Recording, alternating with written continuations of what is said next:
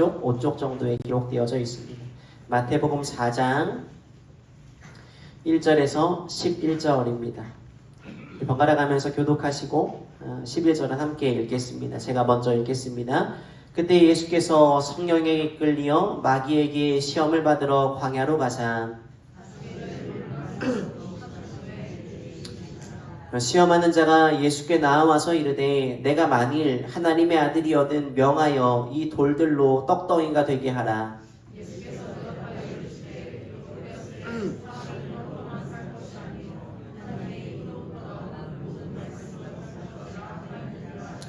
이에 마귀가 예수를 거룩한 성으로 데려다가 성전 꼭대기에 세우고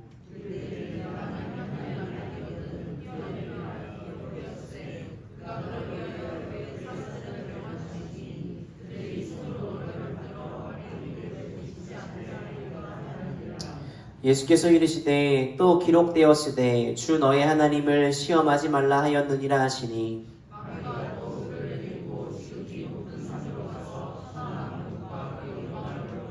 이르되 만일 내게 엎드려 경배하면 이 모든 것을 내게 주리라.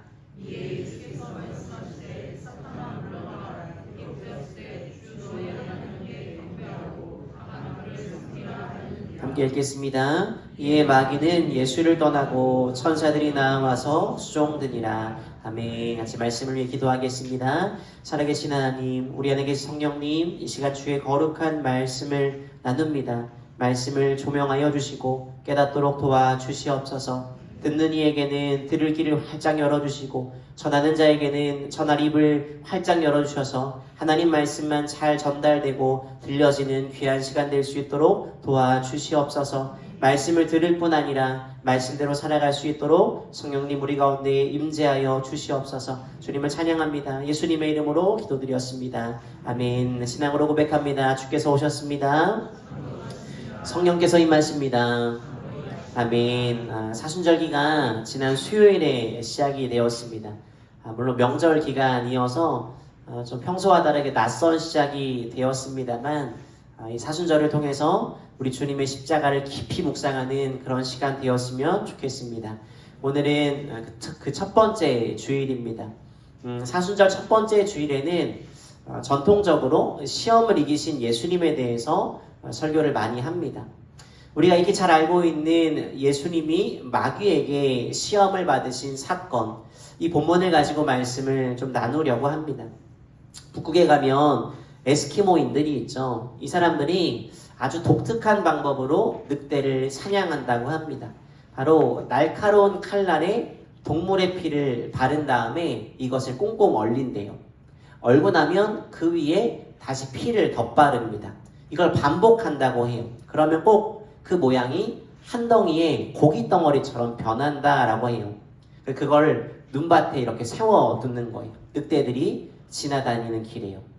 이 늑대가 후각이 예민하기 때문에 이것을 금방 발견한다고 합니다. 이것을 발견하고요, 막 제정신이 아닌 거예요. 한 입에 이걸 탁 먹고 싶은데 단단하게 얼어 있으니까 환장을 하는 거예요. 낼름낼름 핥아 먹는다고 합니다. 그러는 사이에 냉기로 혓바닥이 마비되고요, 칼날이 드러나게 됩니다. 혀가 칼날에 베어서 피가 나는데 혀가 마비되어서 느끼지 못한다고 해요. 오랜만에 맛본 이 신선한 피 맛에 늑대가 이게 자기 피인 줄도 모르고 정신없이 칼날을 핥아댑니다. 그러는 사이에 혓바닥은 너덜너덜해지고요, 피가 점점 더 많이 흘러내리게 됩니다. 정신이 혼미해지고요, 피가 하얀 그 눈밭을 붉게 물들이며 늑대가 쓰러져 죽는다고 해요.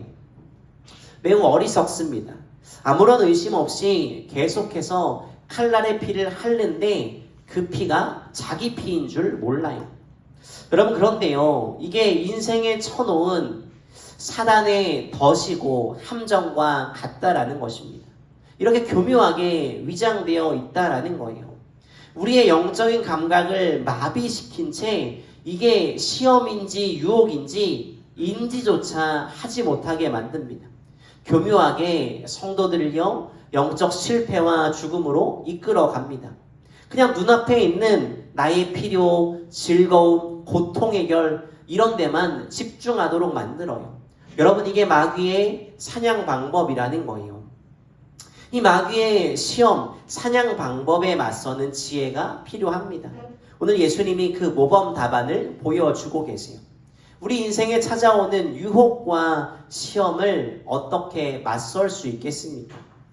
그 전에 아주 중요한 전제를 하나 해야 합니다.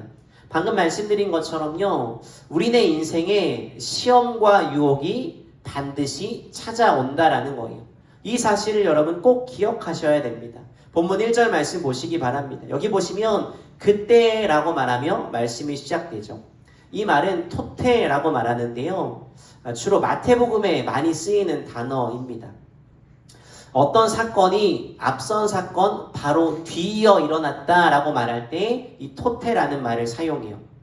오늘 본문 앞에 어떤 사건이 벌어집니까? 바로 요단강에서 예수님이 요한에게 세례를 받으세요. 그때 하늘문이 활짝 열리고요, 하늘에서 음성이 들립니다. 이는 내 사랑하는 아들이요 내가 기뻐하는 자다 라는 그 신비로운 음성이 들려옵니다. 예수님이 하나님의 아들이심을 그 요단강에 있는 사람들이 다 듣게 되었습니다. 마치 왕의 대관식 같이 신비로운 일이 벌어진 거예요. 바로 뒤에 벌어진 이야기가 오늘 본문입니다. 바로 예수님이 시험을 받으세요. 여러분, 하나님의 아들이다 막 신비로운 체험을 했거든요. 그 뒤에 푸른 초장, 쉴만한 물가가 아니라 광야로 이끌리세요. 거칠고 메마른 땅이고요, 아무것도 기대할 수 없는 절망과 고독이 있는 광야로 가세요. 우리가 삶을 살면서 이 사실을 받아들여야 합니다. 은혜를 받죠. 기름 부으심을 경험했는데 이윽고 광야 같은 시험이 찾아온다라는 거예요. 말씀을 듣고 결심합니다. 믿음으로 결심해요. 그러면 꼭 불행은 찾아오지 않을 것 같고요, 희망찬 꽃길이 막 내 인생에 쫙 펼쳐질 것 같아요. 근데 아니에요. 광야가 찾아온다라는 거예요. 여러분, 혹시 그런 이야기 들어보셨어요? 예배의 은혜를 어디에서 제일 많이 잃어버리는 것 같으세요? 어디에서 제일 많이 잃어버리세요? 바로 주차장이에요. 주차장에 가면서부터 시험에 들어요. 제가 전에 있던 교회는 주차장이 굉장히 협소했거든요. 정말 큰 문제였는데 한 번은 주일 예배를 마치고 귀가하는 세가족 성도님 한 분이 다른 권사님 차를 긁은 거예요. 난리가 났어요. 이 권사님 한 성깔 하시는데 그 세가족이요, 그 이후로 교회를 안 왔어요. 예배실 문만 열고 나가도요, 현실입니다. 현실은 광야예요. 그곳에서 우리를 기다리고 있는 게 뭘까요? 유진 피터슨 목사님은요, 이 메시지 성경을 통해 1절 말씀에 이렇게 말해요. 예수님이 시험을 받으러 광야로 가셨는데 그곳에 마귀가 대기하고 있었다라고 기록해요. 마귀가 기다리고 있었대요. 수없이 많은 인생의 문제들이 막 은행에 가면 대기표 뽑잖아요. 그런 것처럼 대기표를 뽑고 기다리고 있어요. 마음을 어지럽히고요, 두려움과 갈등과 혼돈과 우울과 낙심에 빠지게 만드는 문제들이 막 산더미처럼 줄지어 있다라는 거예요. 여러분, 예배 드렸는데 예배 드리고 난 뒤에요, 관계의 문제 찾아올 때 없으세요? 집에 갔더니 남편은 왜 이렇게 평소보다 더 꼴배기가 싫은지. 있잖아요. 아들내미 와가지고 괜히 속 썩일 때 있잖아요. 속을 팍팍팍팍 긁거나 회사 문제가 팡 터지는, 우리를 시험에 들게 만드는 것들이 덫을 치고 기다리고 있다라는 거예요. 그래서 인생은 이렇게 끊임없이 광야에서 살아가는 거구나, 수없이 많은 문제와 시험이 있구나, 이 사실을 직시하셔야 돼요. 이 직시부터 이 시험을 어떻게 빠져나갈 수 있을까가 출발한다라는 것입니다. 여러분, 예수님은 어떻게 시험을 이기셨을까요? 세 가지 이야기를 함께 나누고자 합니다. 예수님 만난 첫 번째 시험은 본문 2절과 3절에 잘 나오죠. 여러분, 혹시 금식해 보셨어요? 제가 중학교 1학년 때 예수님을 인격적으로 만나고 성경을 읽기 시작했습니다. 신학교에 가야지 하고 성경을 읽기 시작했어요. 더불어 함께 읽었던 책이 죽기 살기로 성경 읽기라는 책이었는데 그 목사님이 성경에 나오는 대로 해보라는 거예요. 그래서 이 책을 읽고 성경을 읽으면서 그래, 성경대로 해봐야지 라고 다짐을 했어요. 근데 마태복음을 신약부터 읽었는데 마태복음을 읽었는데 아니 4장밖에 안 갔는데 예수님이 금식을 시작하시는 거예요. 무려 40일을 말이죠. 그래, 예수님 했으면 나도 할 수 있지. 무식하게 했습니다. 하루 3끼를 오롯이 다 굶은 거예요. 물도 안 마시고. 여러분 한 3일 넘어가니까 막 이렇게 정신이 없더라고요. 여러분 실제로 어떤 목사님은 40일 금식하다 돌아가신 분도 계세요. 여러분 예수님이 하셨으니까 괜히 하려다 보니 안 되더라고요. 일주일 넘기기가 정말 어렵더라고요. 근데 예수님이 혹독한 광야에서 밤낮으로 금식하며 40일의 시간을 기도로 보내십니다. 여러분 이때 예수님은 분명히 굶주리셨겠지만 영적인 상태는 아마 최고가 아니었을까 싶어요. 예수님은 늘 사역하시는 동안 새벽에 기도하시고 사역을 시작하셨습니다. 그런데 40일을 기도했다는 내용은 여기밖에 나오지 않아요. 그러니까 막 한번 상상을 해보세요. 40일 기도했어요. 막 산에 올라가서 기도한 것처럼 막 내려왔어요. 막 광채가 나지 않았을까요? 눈만 마주쳐도 막 은혜가 뚝뚝뚝뚝 흘러내렸을 것 같아요. 그런데 이때 예수님이 배가 고프셨대요. 아무리 영적으로 충만하게 채워져도 육신의 몸을 입고 있었으니까 배가 고프셨던 거예요. 음식이 필요합니다. 마귀가 이 부분을 놓치지 않아요. 여러분 무슨 말이냐면요. 우리가 하나님 앞에 영적으로 충만하게 채워져 있어도 우리에게는 육신의 필요가 존재한다라는 거예요. 그게 채워져야 해결되는 문제가 있다라는 거예요. 마귀가 이걸 집요하게 파고든다라는 거예요. 여러분 마귀가 하는 말을 보세요. 하나님의 아들이니까 돌들이 떡이 되게 해보시지라고 말해요. 여러분 예수님에게 돌을 떡으로 만들 능력이 있을까요? 없을까요? 있을까요? 없을까요? 아니, 물이 포도주 되게 하시잖아요. 있죠. 예수님에게 당연히 그 정도 능력이 있으시죠. 할 수 있느냐 묻는 시험이 아니에요. 이 시험은. 이 시험의 본질은요. 예수님으로 하여금 육신의 필요에 집중하도록 만드는 거예요. 다시요. 육신의 필요에 집중하도록 만드는 거예요. 영적으로 막 충만해져 있습니다. 그런데 여전히 해결되지 않는 육신의 문제들, 육신의 필요들이 있어요. 여기에 집중하도록 만드는 거예요. 이것을 자각하도록 만드는 거예요. 그래서 자신이 가지고 있는 능력을 자신을 위한 일에만 사용하도록 만들고 있는 거예요. 한마디로 먼저 구해야 될 것을 찾지 않고요. 눈에 보이는 일에 집중하게 만든다라는 거예요. 여러분 이렇게 말하니까 어떤 말씀이 떠오르십니까? 마태복음 6장 33절이죠. 먼저 그의 나라와 그의 의를 구하래요. 먼저 해야 될 것이 있다라는 거예요. 먼저 할 일, 우선된 가치가 있다라는 말씀이에요. 그런데 여러분 마귀가요. 머리가 좋아요. 순서만 그냥 살짝 바꿔놓는 거예요. 먹고 구하라는 거예요. 구하고 먹나 먹고 구하나 같아 보여요. 별 문제가 없어 보여요. 하나님 나라와 의 구하지 마 이게 아니라요. 살며시 말하는 거예요. 배고프지 먹고 해. 사명 부르심 다 좋지. 그런데 일단 살아야지. 그래야 그 일을 감당하지. 교묘하게 순서만 바꿔놓고 있는 거예요. 이게 우리를 향한 공격이라는 거예요. 영적으로 충만하고 막 믿음이면 다 되지 했는데 아니에요. 여전히 해결될 육신의 문제들이 우리 가운데 있습니다. 현실의 문제 속에 믿음에 대한 회의감을 불어놓아요. 게다가 네가 하나님의 아들이라면 이 말은요. 무슨 가정법입니까? 바로 앞서 하나님으로부터 들었던 그 음성이라는 거예요. 그 말씀으로 지금 공격하고 있는 거예요. 증명하라는 거예요. 하나님 아들이면 말씀으로 사라지는지 먼저 그 나라와 의를 구할 수 있는지 증명해 보라는 거예요. 사역도 좋고 하나님을 위해 사는 것 좋습니다. 그런데 일단 급한 불부터 끄라는 거예요. 네 나이를 생각해야지.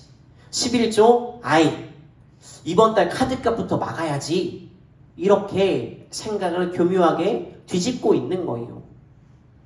이번 주에 주식을 하는 펀드 매니저였던 사람이 목회자로 변하는 그 과정을 간증한 것을 보게 되었습니다. 그 영상에 이런 댓글이 짤막하게 달려 있더라고요. 주식을 한 이후에 헌금을 확 줄이게 되었습니다. 수익이 나고 여유 자금이 생기면 몇 주라도 더 사야지라는 마음이 커졌습니다. 주님 기뻐하는 뜻을 위해 씨앗을 심는 헌금에는 인색해지는 제 모습을 발견했습니다. 라고 말해요. 여기 우리 청년들이 많이 있는데요. 공부하고 취업 준비하고 일하고 분주합니다. 바쁩니다. 그래서 순서를 바꾸는 경우가 많아요. 가장 가볍게는 예배의 자리 지키는 일이 뒷전이 될 때가 있어요. 내가 너무 바쁘거든요. 하나님도 내 바쁨 이해하시겠지 라고 말하며 스스로를 합리화할 때가 얼마나 많습니까? 우리 장년 성도님들은 안 그러십니까? 우리 스스로 합리화할 때가 얼마나 많이 있습니까? 우리 인생에 이런 갈등이 끊임없이 찾아온다라는 거예요. 주를 위해 살아야지. 그런데 나는 지금 여유가 없어. 라고 말하는 것들이요. 예수님이 무어라 응답하셨습니까? 4절 말씀 보세요. 하나님의 입으로부터 나오는 떡으로만 사는 것이 아니라 하나님의 입으로부터 나오는 말씀으로 살 것이다 라는 거예요. 이 말씀은요, 신명기 8장 3절 말씀의 인용이거든요. 이 말씀은 이렇게 말해요. 너를 낮추시고 줄이게 하시며 또 너를 알지도 못하며 내 조상들도 알지 못하던 만나를 내게 먹이신 것은 이라고 말해요. 여러분, 이스라엘 백성들이요, 광야를 지나갔잖아요. 그때요, 씨앗을 뿌리고요, 쟁기질을 하고요, 물을 주고요, 추수해서 얻은 곡식으로 배고픔을 해결하지 않았어요. 광야 40년 동안 하나님이 만나를 내려주셨어요. 메추라기를 공급해 주셨어요. 물이 터져 나오게 하셨어요. 이것으로 배를 채웠다라는 거예요. 그때 그들이 무엇을 배웠습니까? 아, 내가 구해야 될 것은 먹고 사는 문제가 아니구나. 하나님 말씀을 채워야 되는구나. 하나님을 채워야 되는구나. 이걸 깨닫게 되었다는 거예요. 여러분 잘 보셔야 됩니다. 떡으로만 사는 게 아니래요. 하나님이요, 우리 육신의 필요를 아신다는 거예요. 말씀으로만 살아, 일하지 마, 이 말씀이 아니에요. 우리의 인간적인 필요를 다 아신다는 거예요. 존재적인 어기짐을 우리 주님은 아신다는 거예요. 그래서 그것을 보살피고 채우신대요. 여러분 이 사실 믿으십니까? 믿게 되기를 소망합니다. 중국 유교의 경전인 대학이라는 책을 보면 이런 이야기가 나와요. 뿅. 만물에는 근본적인 것과 지엽적인 것이 있나니 곧 먼저 할 것과 나중할 것이라. 사람이 먼저 할 것과 나중할 것을 바로 알면 도에 가까우니라. 대학을 읽다가 은혜를 받았잖아요, 제가. 여러분 순서를 정하는 것, 먼저 할 것과 나중할 것을 바로 알면요, 진리에 가까워진다라는 거예요. 성경의 맥락과 상통하더라고요. 여러분 우리가 어떻게 살아야 될까요? 인생의 순서를 잘 기억하셔야 됩니다. 하나님께서는요 분명합니다. 우리에게 무엇이 필요한지 너무 잘 아세요. 그것을 공급하기를 원하고 계세요. 그래서 우리는요 이 영적인 원리 안에 숨겨진 하나님 아버지의 마음을 발견해야 됩니다. 하나님 아버지의 마음은 이거예요. 내가 너의 인생에 모든 필요한 것과 쓸 것을 준비해 놓았다. 너는 나의 길을 구하지 않겠냐라는 게 우리 주님의 마음이라는 거예요. 여러분 간절히 바라며 도전합니다. 우리 인생이요 교묘하게 사단의 전략에 넘어지지 않기를 바랍니다. 저와 여러분이요 먼저 하나님의 나라와 그분의 의와 영광을 구하기를 간절히 축복합니다. 여러분 먼저 아무리 분주하고 바쁘셔도요 진리를 붙잡으세요. 진리 편에 서시기를 바랍니다. 그러면 우리 인생의 모든 필요 하나님이 공급하시는 그 은혜 누리게 되시기를 간절히 축복합니다. 두 번째 시험이요. 마귀가 전략을 바꿉니다. 5절과 6절을 보세요. 마귀가 예수님을 성전 꼭대기로 데리고 가요. 그리고 말하죠. 하나님의 아들이니까 뛰어내려 보라 라고 말해요. 아주 교묘하게 시편 91편의 말씀을 인용합니다. 마귀가요. 여러분 상상을 한번 해보실까요? 예수님이 만약에 진짜 성전에서 뛰어내렸다고 가정해 볼까요? 예수님이 다쳤을까요? 안 다쳤을까요? 안 다쳤죠. 능력이 많으신 분인데 천사들이 나와 수종을 들었겠죠. 성전에서 뛰어내렸는데 머리카락 하나도 상하지 않습니다. 그러면 난리 났을 거예요. 바로 구원자로 인정받았겠죠. 로마도 두려워했을 거예요. 그럼 마귀는 왜 이 시험거리를 던지고 있을까요? 무엇을 원하고 있을까요? 바로 하나님을 시험하게 하는 거예요. 하나님과 예수님의 관계를 흔들고 있는 거예요. 그래서 예수님이 7절에 주 너의 하나님을 시험하지 말라라고 말해요. 쉽게 말씀드리면 예수님으로 하여금 하나님이 자신을 구해주면 하나님을 온전히 믿고 그 말씀을 믿겠노라 시험하고 있는 거예요. 여러분, A라는 사람과 B라는 사람이 있습니다. 빈틈없이 서로를 신뢰하고 사랑해요. 그러면 그 신뢰를 시험하는 게, 테스트하는 게 맞을까요? 안 하는 게 맞을까요? 안 하는 게 맞죠. 어려우세요, 여러분? 한 아이가 있습니다. 엄마랑 아빠가 자기를 사랑한대요. 근데 이 아이가 그 말을 늘 확인받고 싶어요. 그래서 엄마 아빠를 시험합니다. 차에도 뛰어들고요. 막 그래요. 정상이에요? 비정상이죠. 마귀가 이 방법을 우리에게 굉장히 자주 사용한다라는 거예요. 무슨 말이냐면요. 하나님이 이 문제 해결해 주시면 제가 하나님 위해 살게요. 하나님, 이 기도 제목 응답해 주시면 하나님 살아계신 줄로 믿을게요. 하나님, 청년들이 주로 그래요. 저 자매와 저 형제를 저에게 주시면 하나님이 살아계신 줄 믿겠습니다. 진짜 짜증나요, 여러분. 여러분, 자녀가 부모의 사랑을 이런 방식으로 확인하려 한다면, 연인이 그렇게 사랑을 확인하려고 한다면 얼마나 이상합니까? 나 사랑하니까 이거 사줘. 나 사랑하니까 이거 하지 마. 이 관계가 올바른 관계일까요? 아니요. 재고해 봐야죠. 무언가로 증명하고 확인하고 시험하고 유지되는 빈약한 관계라는 거예요. 그런데 우리 마음에 이런 생각이 찾아올 때가 너무 많아요. 이렇게 하나님을 시험하는 신앙인들이 너무 많아요. 아까 읽은 그 7절 말씀은요, 신명기 6장 16절 말씀을 인용한 거예요. 6장 16절은 이렇게 말해요. 너희가 마사에서 시험한 것 같이 너희 하나님 여호와를 시험하지 말고라고 말해요. 여기 나오는 마사는요, 이스라엘 백성들이 장막을 쳤거든요. 마실 물이 없습니다. 모세를 원망해요. 하나님을 불신해요. 하나님을 시험합니다. 거기에서 붙어진 지명이에요. 이스라엘 백성들이 서로 다툽니다. 하나님을 시험하고 원망합니다. 하나님이 계신지 의심합니다. 이게 바로 마사였어요. 우리가 하나님을 의심합니다. 자꾸요, 여러분 잘 들으세요. 기도에 조건절을 달아요. 그리고 응답되지 않으면 원망과 불평하는 태도를 가져요. 하나님의 보호와 인도하심을 불신하는 것이 하나님을 시험하는 태도였다라는 거예요. 예수님은 하나님을 시험해서 자신이 인기를 얻으려는 그 행위 자체를 차단해 버리십니다. 왜 그렇습니까? 예수님은 사람들의 인기 얻는 게 목적이 아니셨거든요. 십자가를 지기 위해 오신 분이었다라는 거예요.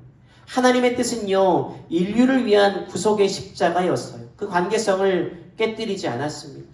하나님을 시험하지 않고 십자가의 여정으로 걸어가셨어요. 그러니까 여러분, 하나님을 시험하지 마십시오. 하나님과의 관계를요, 죄송해요 여러분, 거래로 만들지 마세요. 그분의 사랑은요, 분명합니다.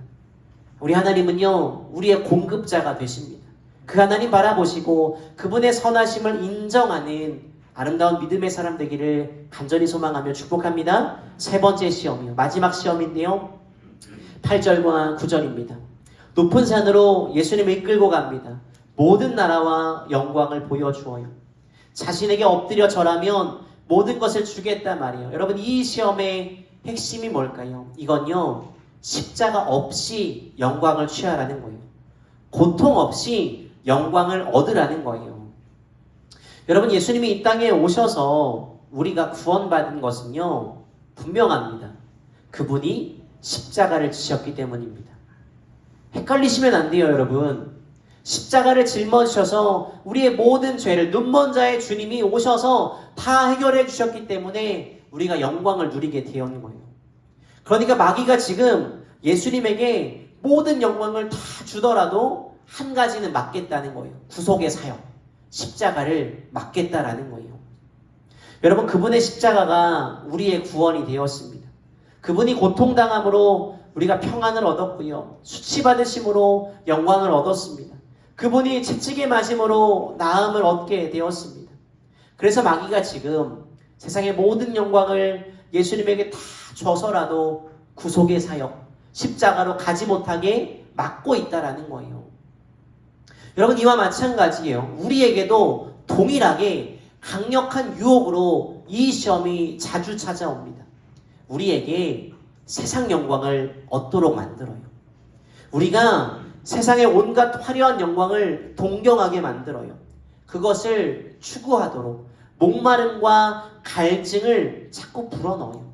부와 명예, 성공을 지향하고 빛이 나고 사람들이 나를 주목하고 그 달콤한 삶에 자꾸 갈증하게 만들어요. 주님은 분명히 말씀하셨죠. 예수님을 따라가기 위해 자기 십자가를 지래요. 근데 우리로 하여금 십자가를 내려놓도록 만드는 거예요, 마귀는. 여러분, 십자가는요, 희생이죠. 세상 누가 희생을 원합니까? 누가 희생을 달가워합니까? 우리는 그냥 사랑받기 원하고요, 대가 없이 영광을 누리고 싶어 합니다. 이게 사람의 본성이에요. 희생, 사랑, 나눔, 베품, 포기 원하지 않아요. 그러면 이 유혹을 우리가 어떻게 물리칠 수 있겠습니까? 10절 말씀이요. 주님이 말씀하시죠. 주 너의 하나님께 경배하고 다만 그를 섬기라. 여러분, 예수님 하시는 말씀이 뭡니까? 하나님 한 분을 예배하래요. 그분을 섬기는 것으로 이길 수 있대요. 하나님을 온전히 예배하는 것, 그 중심으로 이길 수 있대요. 여러분, 우리가 하나님을 예배하지 않고 살아가면요, 믿음의 경계를 잃어버립니다. 필연적으로 사람은 무언가를 동경하고 예배하는 존재이기 때문에 하나님을 예배하지 않으면요, 다른 것을 동경해요. 다른 것을 예배해요. 세상을 동경하고 흠모합니다. 그 영광을 얻고 싶어 합니다. 그러니까 예배는요, 하나님을 예배하는 그 시간은요, 믿음의 경계를 분명하게 하는 시간이라는 거예요. 예배의 영광으로 세상의 영광을 이기는 놀라운 믿음의 사람 되시기를 소망합니다. 세상의 인기와 영광을 내던지고 십자가의 영광을 향해 걸으신 우리 주님의 모습을 꼭 기억하는 이 사순절이 되었으면 좋겠습니다. 말씀을 이렇게 맺겠습니다. 마귀는 자꾸 우리를 시험합니다. 우리 인생은요, 광야 같은 시험의 연속이에요. 그래서 대비를 잘 하셔야 됩니다. 지난 주간에 명절을 보내셨죠? 요새 명절이 되면요, 젊은이들이 우리 부모 세대에게 보이스피싱 안 당하는 법을 가르쳐 줘야 된대요. 이 수법이 점점 교묘해진다라는 거죠. 예전처럼 막 문자 누르기, 이상한 스팸 문자는 안 누르시잖아요. 이제 다르게 접근을 하더라고요. 계속 바뀌는 이 방법을 잘 모르면 10중 8구 당하게 되어 있다라는 거예요. 여러분, 우리 인생을 시험하는 마귀의 방법을 잘 모르면 우리는 광야 같은 세상에서 메말라 죽어갈 수밖에 없다라는 거예요. 마귀는요, 분명해요. 교회 가지 마, 예수 믿지 마, 봉사하지 마 라고 안 해요. 우선순위를 살짝 바꿔요. 배고프니까 먹고 사는 것부터 해. 집안일 챙기고 전도해. 기도해. 돈 좀 벌고 나서. 예배해. 봉사해. 근데 마음 어렵잖아. 취업하고 해. 경제 상황 어렵잖아. 그거 좀 풀리면 해. 순서를 교묘하게 뒤바꿔 놓는다라는 거예요. 그래서 여러분, 우리에게는 순서를 분명히 하는 믿음이 필요합니다. 늘 우리에게는 이런 정신이 필요합니다. 아무리 배가 고파도 떡이 전부가 아니다. 사람에겐 하나님 말씀이 필요하다라고 말할 수 있어야 됩니다. 여러분, 이런 믿음의 사람 되시기를 바랍니다. 우리 하나님 살아계세요. 우리 하나님 살아계세요. 그분이요, 우리 아버지 되세요. 들의 백합화도 입히시고요, 공중에 나는 새도 먹이신대요. 그분이 우리를 책임지실 겁니다. 그 주님 신뢰하고 먼저 그의 나라와 의를 구하는 믿음의 사람이 되어야 됩니다. 또한 마귀는요, 하나님을 시험하라고 부추깁니다. 하나님과 자꾸 거래를 하래요. 마사처럼요. 우리가 하나님을 시험하지 않기를 바랍니다. 그분을 향한 전적인 신뢰로 그분의 뜻을 따라 사는 믿음의 사람 되시기 바랍니다. 또 마귀는요, 세상 영광의 눈을 돌리게 만듭니다. 어떻게든 꽃길을 걷고 싶게 만들어요. 예배의 영광, 십자가의 영광이 아니라요, 세상 영광의 눈이 가게 만들어요. 그렇게 예수님 잃어버린 사람들이 얼마나 많습니까? 십자가를 내려놓은 사람이요. 그러나 십자가의 능력이 있습니다. 여기에 영광이 있고요, 여기에 생명이 있고요, 여기에 완전한 승리가 있습니다. 이것을 위해 하나님을 예배하시기 바랍니다. 예배를 통해서 내 믿음의 시선이 지금 어디를 향하고 있나 제대로 바라보시기를 바랍니다. 그런데 제가 오늘 말씀을 쭉 읽고 묵상하는데 눈에 잘 띄지 않는 숨겨진 것이 하나 있더라고요. 오늘 이 본문을요, 마태복음 4장의 이 본문을 만약에 연극 대본으로 쓴다고 하면 등장인물이 누가 나올까요? 예수님? 마귀? 끝이겠죠? 아니에요. 한 분이 더 있더라고요. 바로 성령님이세요. 예수님이 성령에 이끌려 광야로 가셨죠. 성령의 감동이 되셔서요, 성령께서 인도하시는 대로 나아가셨습니다. 그러면 지금 그 광야에 누가 함께 하십니까? 성령님이 함께 하세요. 그런데 너무 많은 사람들이 이 사실을 간과합니다. 우리가 삶을 살아가면서 절대로 간과하면 안 되는 것이요, 우리 삶이 광야라고 말씀드렸잖아요. 우리를 기다리고 있는 수많은 시험과 문제가 있다고 말씀드렸잖아요. 내가 넘어가기에는 버거워요. 가혹해 보입니다. 바로 이때 믿음의 사람들은요, 그 광야를 걸어가면서 성령이 함께하는 것을 인식하며 살아갑니다. 시험을 이길 수 있는 그 말씀이 떠오르게 하시는 분, 우리 마음이 자꾸 하나님 나라와 의보다 세상 영광에 더 눈이 가고 우선순위를 바꾸려고 할 때마다 우리 마음을 부추기는 분, 그 성령님이 계시다라는 거예요. 여러분, 시험을 통과하는 그 출발은요, 나와 함께 하시는, 광야 같은 인생의 여정 중에도 함께 하시는 성령님을 의식하는 거예요. 그래야 광야 같은 세상 거뜬히 이길 수 있습니다. 여러분, 바라기는 우리 주님이 십자가의 여정, 이 공생애를 시작하면서 만났던 이 시험을 능히 이기시고 그 십자가의 여정을 잘 걸어가신 것처럼요, 주를 믿는 우리가 예수님 발자취를 잘 따라 시험을 이기고 십자가 여정에 발을 맞추는 그런 성도가 되기를 소망합니다. 성령님이 지금도 우리와 함께 하실 줄 믿습니다. 이 힘으로 이 시험을 거뜬히 이기시기를 간절히 바랍니다. 함께 찬양하며 기도하겠습니다.